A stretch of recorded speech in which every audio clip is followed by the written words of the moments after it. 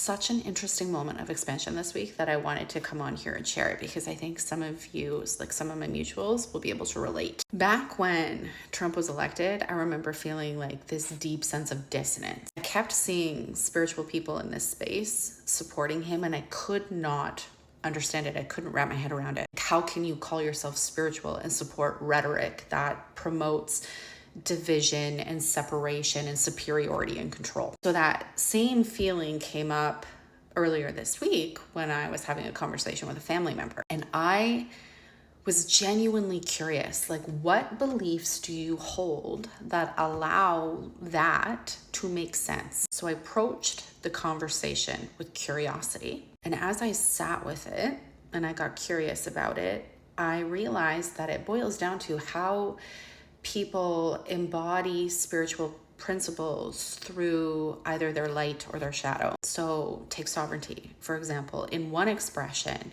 it means self-leadership that honors freedom for everybody. In another expression, it becomes selective, like my freedom matters, but yours doesn't. Or truth-telling. In one expression, the truth will liberate and connect. But in another expression, it comes across as cruelty or conspiracy dressed up as I'm speaking my truth. Disruption. In one expression, it's breaking down old systems so that we can rise to unity. But in another, it's chaos or division for the sake of power. And what is so fascinating is that this person calls moving from your shadow embracing your shadow. And they thought that because I move from light, that I am not embracing my shadow. And it just kind of stopped me in my track, because here we are, both using the same spiritual language, both convinced that we're living in alignment, and yet we define things like sovereignty and truth and disruption